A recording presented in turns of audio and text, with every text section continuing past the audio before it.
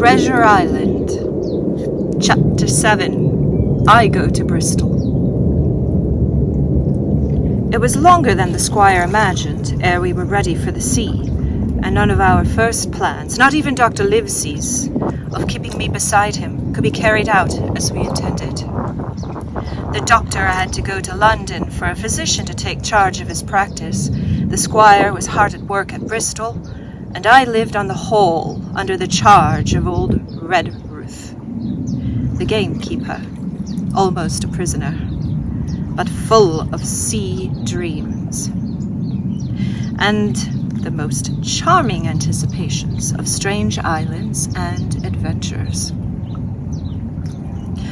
I brooded by the hour together over the map, all the details of which I well remembered. Sitting by the fire in the housekeeper's room, I approached that island in my fancy from every possible direction. I explored every acre of its surface. I climbed 1,000 times to that tall hill they call the Spyglass, and from the top enjoyed the most wonderful and changing prospects. Sometimes the isle was thick with savages, with whom we fought, sometimes full of dangerous animals that hunted us. But all in my fancies, nothing occurred to me so strange and tragic as our actual adventures. So the weeks passed on, till one fine day there came a letter addressed to Dr. Livesey, with this addition: to be opened in the case of his absence by Tom Redruth or young Hawkins. Obeying this order we found, or rather I found, for the gamekeeper was a poor hand at reading anything but the print, the following important news. Old Anchor Inn, Bristol, March 1st, 17... Dear Livesey, as I do not know whether you are at Hull or still in London, I send this in double to both places. The ship is bought and fitted. She lies at anchor, ready for sea. You never imagined as sweet a schooner. A child might sail her. 200 tons, named Hispaniola. I got her through my old friend Blandly, who has proved himself throughout the most surprising trump. The admirable fellow literally slaved in my interest, and so I may say did everyone in Bristol as soon as they got wind of the port we sailed for. Treasure, I mean. Redruth, said I, interrupting the letter. Dr. Livesey will not like that. The squire had been talking after all. Well, who's a better right? Growled the gamekeeper. A pretty rum go if squire ain't to talk for Dr. Livesey, I should think. At that, I gave up all attempts at commentary and read straight on. Blandly himself found the Hispaniola. I'm sorry, is that Hispaniola? I think that's proper way to say it, Hispaniola. And by the most admirable management got her for the merest trifle. Merest? Okay. There is a class of men in Bristol monstrously prejudiced against Blandly. They go the length of declaring that this honest creature would do anything for money, that the Hispaniola belonged to him, and that it's sold, and that he sold it. He sold it me. I think it's supposed to be he sold it to me. Absurdly high. The most transparent calumnies. Wow, lots of words. None of them dare, however, to deny the merits of the ship. So far, there was not a hitch. The work people, to be sure, riggers and whatnot, were most annoyingly slow, but time cured that. It was the crew that troubled me. I wished a round score of men in case of natives, buccaneers, or the odious French, and I had the worry of the deuce itself to find so much as half a dozen, till the most remarkable stroke of fortune brought me to the very man that I required.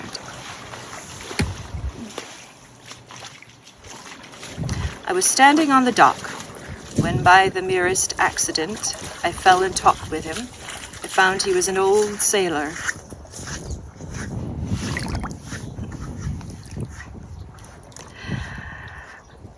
kept a public house, knew all the seafaring men in Bristol, had lost his health ashore, and wanted a good berth as cook to get to sea again. He had hobbled down there that morning, he said, to get a smell of the salt. I was monstrously touched, so would you have been, and out of pure pity I engaged him on the spot to be the ship's cook. Long John Silver he is called, and has lost a leg, but that I regarded as recommendation, since he lost it in the country's service, under it, immortal Hawk. He has no pension, lives he. Imagine the abominable age we live in. Well, sir, I thought, I had only found a cook, but it was a crew I had discovered. Between Silver and myself, we got together in a few days of company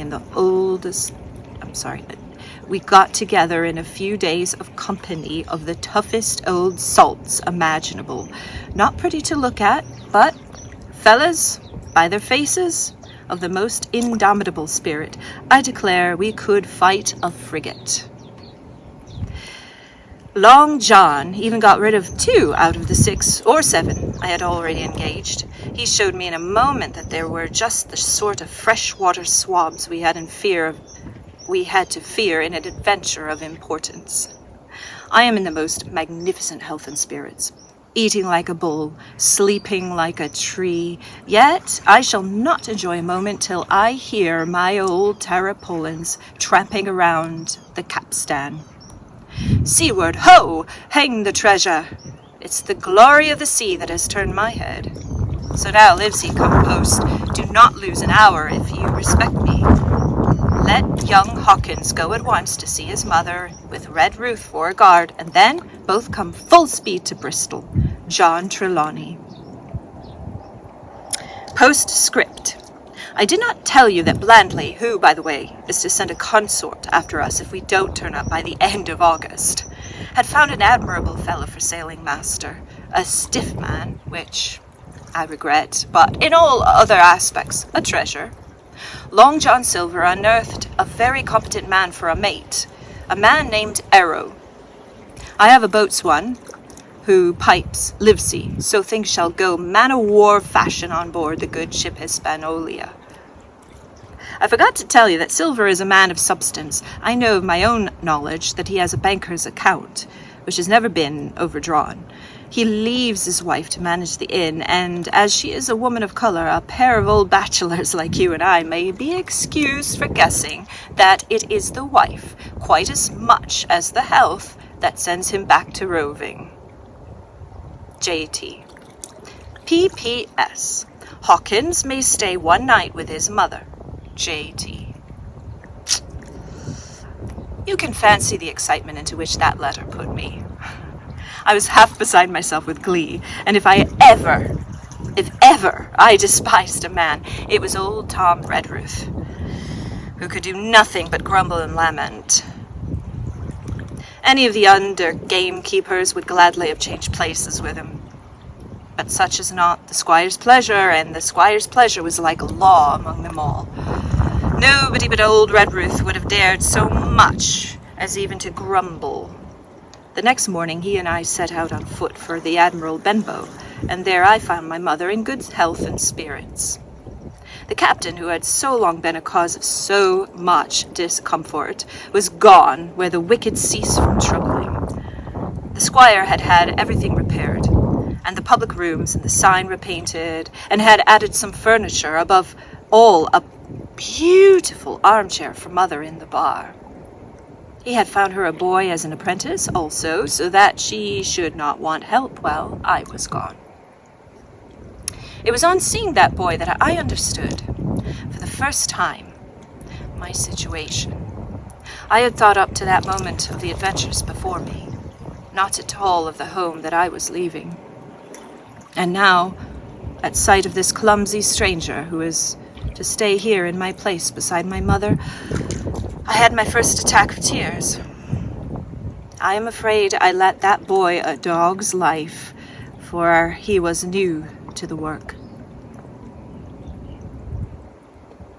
I had 100 opportunities of setting him right and putting him down, and I was not slow to profit by them.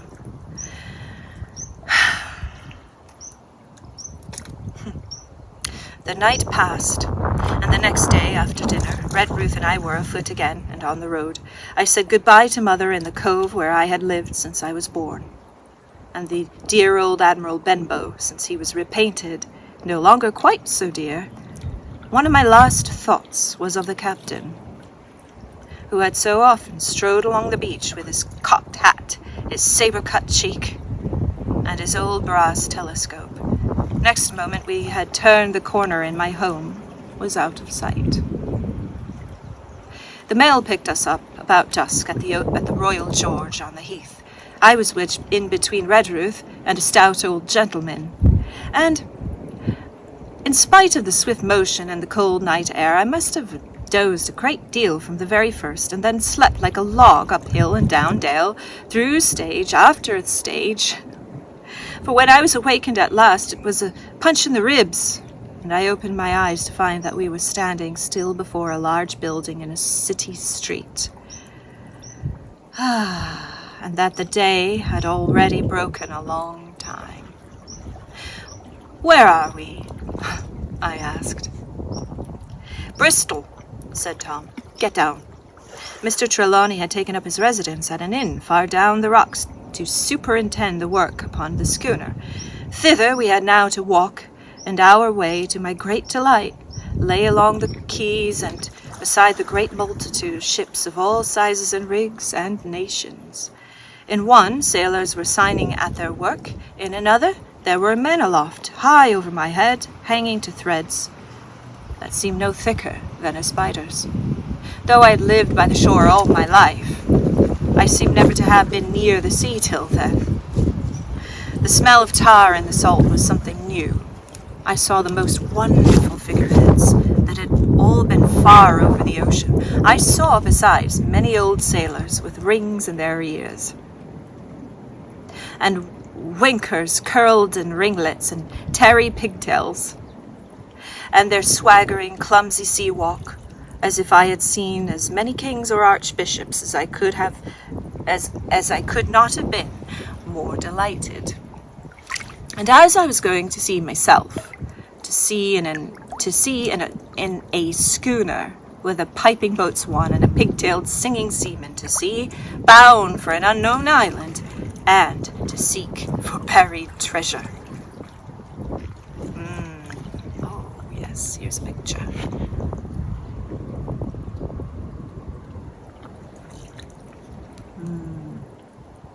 I said goodbye to Mother and the cove. That's the title. While I was still in this delightful dream, we came suddenly in front of a large inn and met Squire Trelawney, all dressed out like a sea officer, in stout blue cloth, coming out of the door with a smile on his face and a capital imitation of a sailor's walk. "Here you are," he cried, "and the doctor came last night from London. Bravo! The ship's company complete." "Oh, sir," I cried. "When do we sail?" "Sail," says he. "We sail tomorrow." And that's the end of chapter 7.